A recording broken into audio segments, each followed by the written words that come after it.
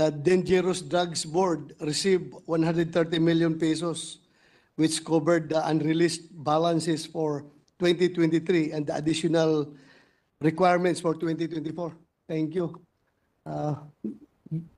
DBM. Mr. President. You're welcome daw. Wala sumasagot sa iyo eh. You're welcome.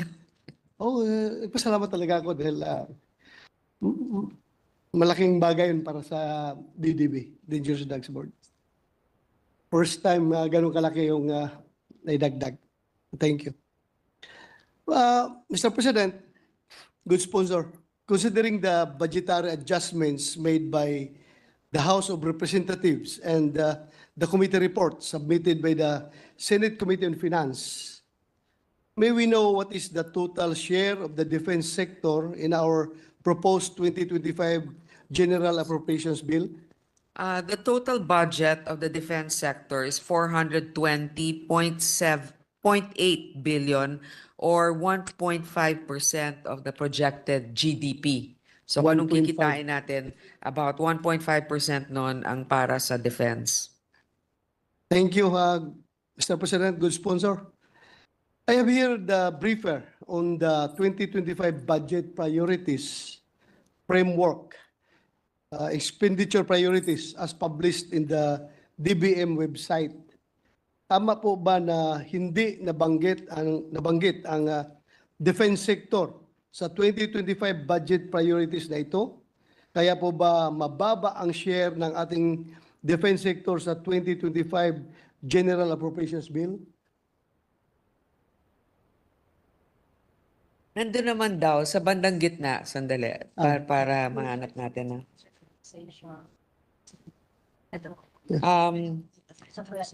In the budget message, hindi ka naman kinalimutan, Mr. President, the defense sector will use its 419.3 billion allocation or 6.6% of the proposed 2025 national budget. So, to GDP, Mr. President, mababa kasi ang laki naman ng GDP natin kaya nasa 1 point plus %.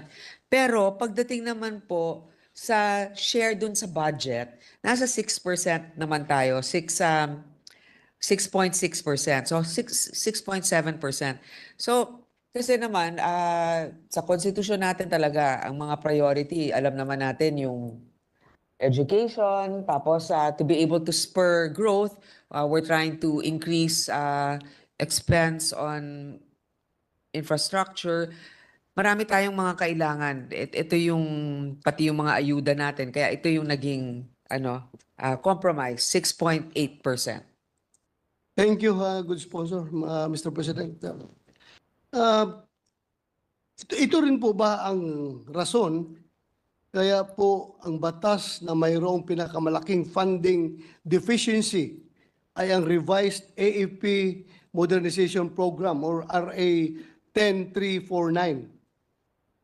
Base kasi sa binigay ng DBM na updates on laws with funding deficiency as of July 30, 2024, 2.138 trillion ang kulang na pundo ng revised AFP Modernization Program. Ang malungkot pa dito, yung original proposal sa NEP na 50 billion for the revised AFP Modernization Program, binawasan pa ng 10 billion sa GAB.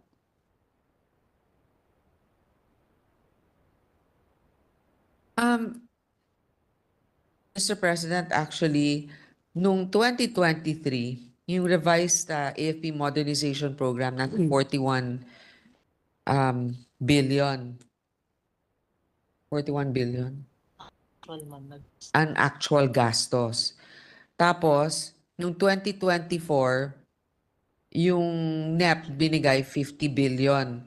Ang GAA binigay 40 billion. Pero ang proposed 2025 budget natin, 50 billion. Tumataas naman. Pero syempre sa modernization program, marami talaga tayong mga nililista na gusto kailangan natin. Parang wishlist natin. Pero katulad rin ng mga wishlist ng iba, halimbawa, yung mga karsada tulay ng infrastruktura sa DPWH o kaya para sa edukasyon, yung mga bilang ng mga silid-aralan, hindi natin nabibigay lahat-lahat yung kailangan kaagad. Yeah, thank you, Mr. President. Because alam ko, Pero tumaas kung pa rin, tumaas pa rin. tumaas ba? Oo, tumaas. From the 2024, tumaas pa rin yung, oo, 40 ang gaan ng 2024. Ito, proposed pa lang, 50 billion na tayo. So, 10 billion ang tinaas. Thank you, Mr. President. Pero nakalagay sa NEP is 50, binawasan ng 10 sa GAB. So, sa ating inadapt ngayon, 40. 40. Oo. 40 Pero ang alam inadapt mo, natin. di ba, hindi pa naman tapos. So, syempre, pwede ka pang mag-propose. Kaya nga, mga preliminary ko yan. Mga preliminary. Mr. President, yung nga, good sponsor, ano po ba ang maaari nating gawin para mapataas ang funding ng ating defense sector? Saan po kaya tayo maaaring kumuha ng pundo para po tuluyan na tayo magkaroon ng modernized armed forces, especially now that the DND adopts the comprehensive archipelagic defense concept? May mahanap siguro tayo, Mr. President, good sponsor. Sa ngayon, Mr. President, yung mga nahanap ay yung nalagay natin dito sa budget na. Yun nga ang sinasabi ng ating secretary, wala nang pagkukunan sa ngayon. So unless magpalit tayo ng um, mga ibang items or priorities, nandun tayo sa amount na at the most yung binigay nga ng NEP na 50 billion Mr. President. na sana hindi na natin bawasan. Senator So, pwede Tolentino, naman natin. recognized. President, if I may just interject a short one-liner.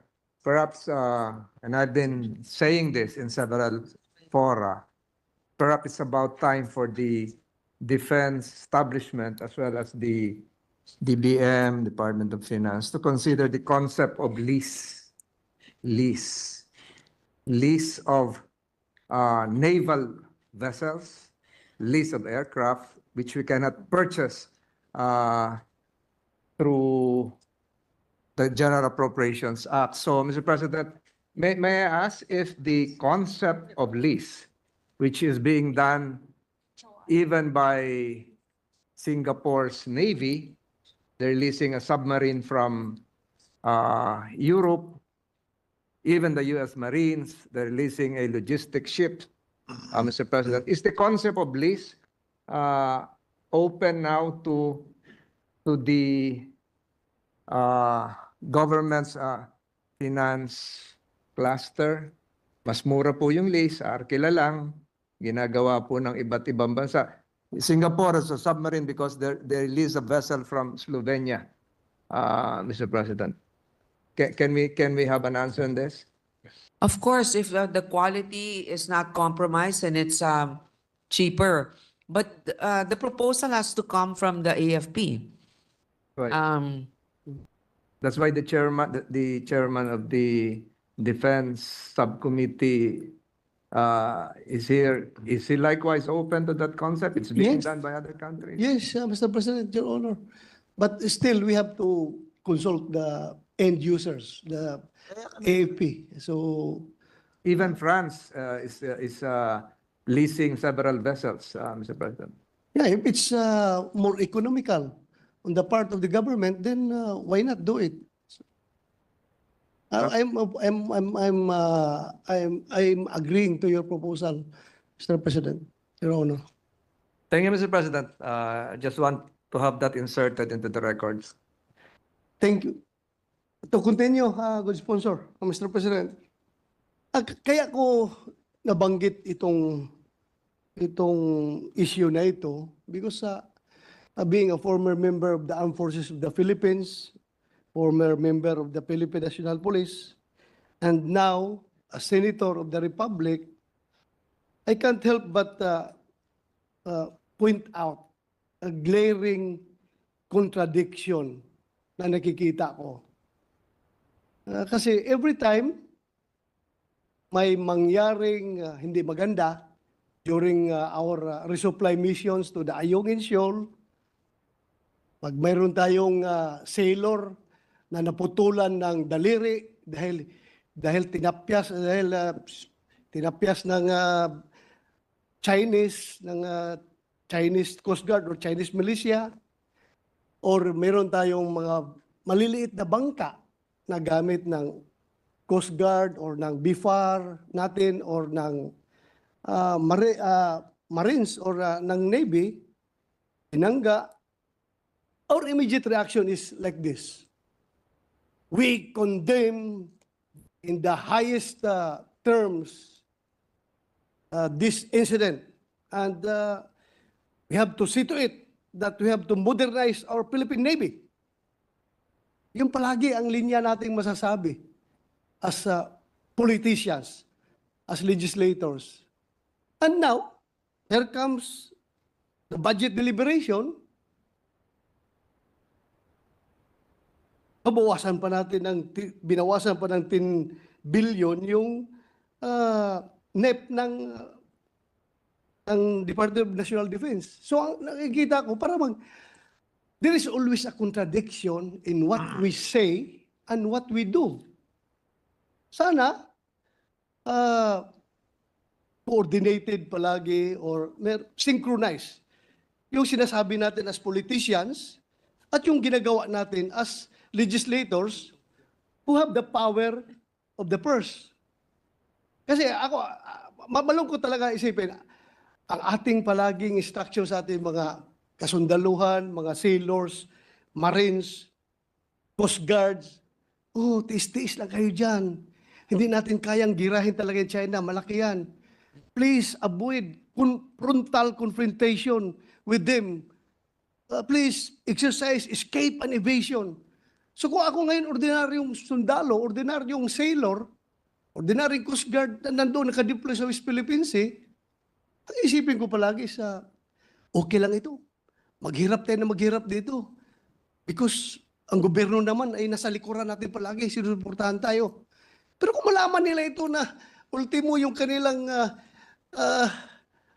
may batas na nga na nagsasabi para dito sa AP Modernization Program, hindi pa natin ma-implement. Kung ano yung hiningi nila, proposal nila na 50 billion, babawasan pa ng 10 billion, ay parang malungkot yung ating kasundaluhan, yung sailors natin kapag ganyan ang nangyayari. I've been in the front line. Alam ko, I'm willing to die for this country if the government has my back. Ganun palagi iniisip namin mga sundalo, mga pulis. But kung ganun man lang na mga politiko na ito, magaling lang mag-condemn. Condemn to the highest standards. The atrocities, the bullying being perpetrated by the Chinese to our sailors, to our coast guards. We have to modernize our armed forces. Tapos, pagdating sa budget deliberation, imbis dagdagan, bawasan pa natin. So, nakakalungkot po isipin pag ganun. I hope don't get me wrong. I am just voicing out because nakikita ko in this august body, I am the one representing the army, the sailors, the soldiers, the sailors, the coast guards, the marines, and all the uniformed services of this country.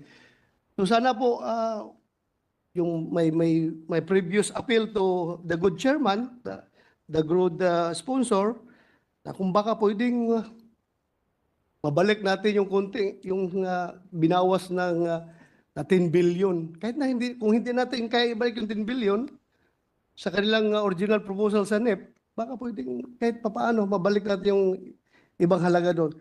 Just to make our soldiers, our sailors feel good, Mr. President, that their government is after their welfare. Because itong AP modernization na ito, major pa ako, andyan na yan, hanggang ngayon, ang dami nang nagdaan ng presidente, sad to say, talagang kulang pa rin tayo sa modernization. And we are not blaming our government because talagang wala man talaga tayong pera. Hindi natin sila biniblame ang gobyerno natin. Hirap din sa pera. Pero, kung maramdaman ko, being a soldier, being a sailor, na iba pala yung priority ng gobyerno natin. Pina-priority pa yung sige pamigay ng akap, sige pamigay ng mga ayuda, tapos tayo dito, yung ating modernization ay napapabayaan. So I am talking about the moral of our people in the field. Mr. President, good sponsor. So yun lang gusto ko iparating. Sana kung with your initiative, makakuha tayo ng pangdagdag, ibalik ng konti. Kahit na hindi kaya yung 10 billion. A part of it lang, sana maibalik. Para naman masaya yung ating kasundaluhan.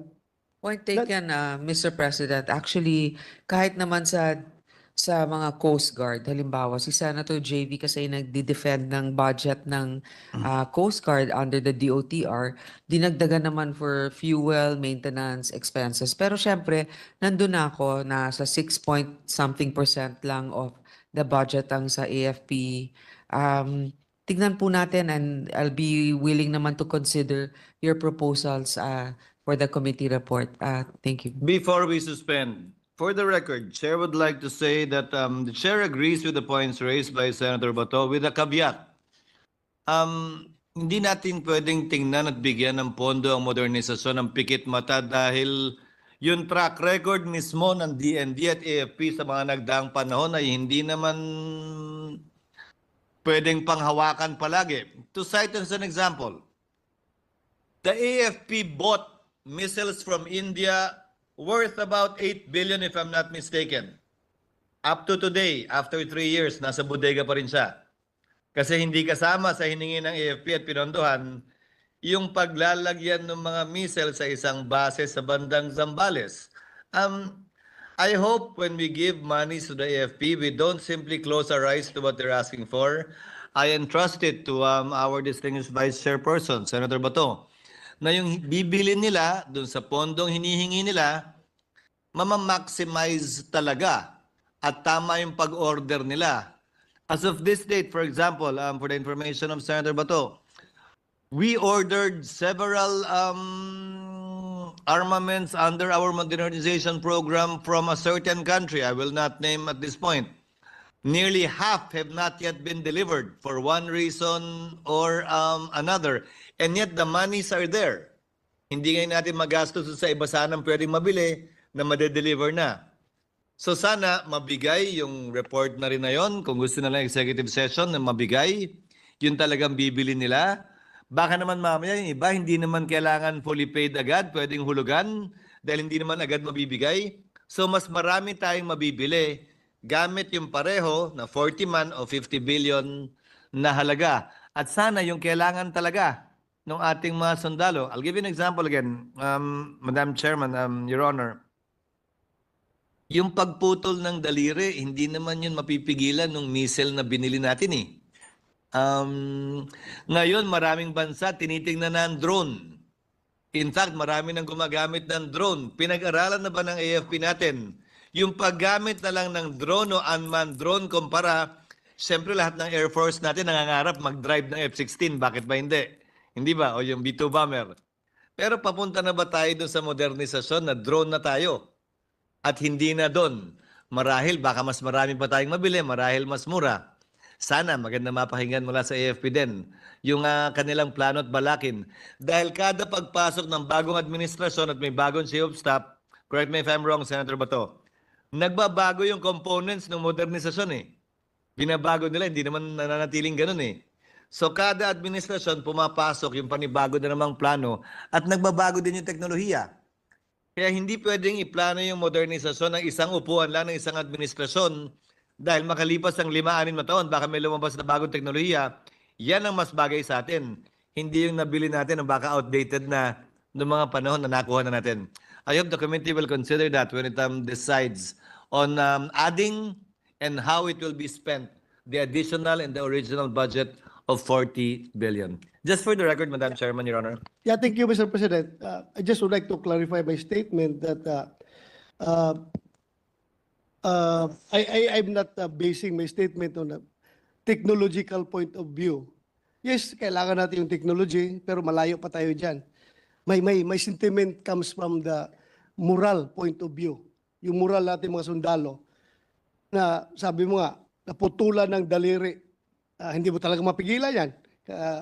Baka mapigilan kung may technology tayo. Pero from the moral point of view, ako, sundalo ako, maputulan ako ng daliri dyan sa, pag ako hinampas, hinataw ayan, yung bladed weapon ng Chinese, kahit maputulan ako ng daliri, or maputulan ako ng liig, basta from the moral point of view, high moral ako. I'm willing to die. Yan po ang attitude natin mga sundalo. Basta nalaman ko lang na talagang seryoso yung ating gobyerno sa AP modernization. Dahil imbis na panatilihin yung request natin, dinagdagan pa. Parang ganoon ba? From the moral point of view. Pero ngayon, pag malaman nila na yun ang ni-request, tapos binawasan pa ng lower house ng 10 billion, iba rin ang magiging reaction as far as moral is concerned. Yun lang ang sa akin. At saka, yung nagbabago yung mga specs ng mga in-order natin, Mr. President, ay nangyari po yun dahil pag hindi naibigay yung pondo ngayon sa ni-request nila, hindi naibigay ang pondo, pagdating ng next year or next following year, may bago na namang technology na nag-emerge. So, naturalmente na talagang gusto nila na yung magbago na naman yung specs na hihingin nila para makuha nila yung pinaka-latest na technology. Yun lang po ang pinaparating sa akin. At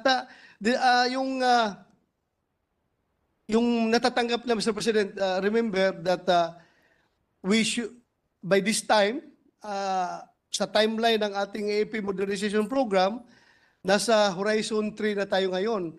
But still, ang ginagawa ng ating AP, nandun pa karamihan ng mga projects na implement ngayon, doon pa rin sa Horizon 1, Horizon 2, kukunti pa lang nagsimula sa Horizon 3. Yeah, you know why? Because nga palagi, kulang talaga ang budget. Kaya kung kahit bigyan natin sila ngayon ng nakalagay sa NIP nila 50 billion, kahit bigyan mo sila ngayon ng 10 billion, i-times 2 mo yan, bigyan mo ng 10 billion sila, hindi pa rin lang mapuli implement yung Horizon 3 dahil ang binabayaran nila ngayon na utang, yung ini-implement pa nila sa Horizon 1 sa Horizon 2. So as we have said, sabi nga, 2.138 trillion ang kulang ng pondo ng revised AP modernization program. So I hope seryosohin natin ito, although kahit na anong modernize natin sa ating armed forces, kahit anong gawin natin dyan, wala talaga tayong panglaban sa China dahil napakalaki nila at napakalakas nila. But sa ating kasundaluhan, sa ating mga sailors, willing niya magpakamatay. Basta alam na nila ang gobyerno nila, nasa likuran nila at inaalagaan sila. Lalong-lalo na dyan sa AP modernization at hindi hanggang lip service lang tayo. Ibang sinasabi, pagdating sa budget deliberation, iba ang ginagawa. So, para natin silang ina-underhand, Mr. President. Yun lang. Maraming salamat, Madam Chair, Madam Sponsor, Mr. Thank you, President. Your Honor. Thank you. Majority Leader?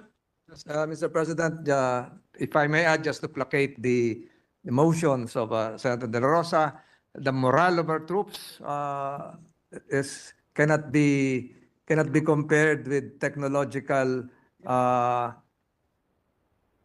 capabilities. Mr. President, a few hours ago, Mr. President, the Armed Forces of the Philippines conducted the first ever island seizure exercise in the West Philippine Sea. And that is considered a first because it involves a retaking of an island within the West Philippine Sea, coming on the eve of the signing tomorrow of two important bills coming from this chamber, the Maritime Zones Law as well as the Archipelagic Sea Lanes Law. So, Mr. President, handang-handa pa po ang ating sandatahan lakas. Mr. President, the chairperson of the Committee on Finance is seeking a 1-minute Senate suspension of the proceedings. I so move, Mr. President.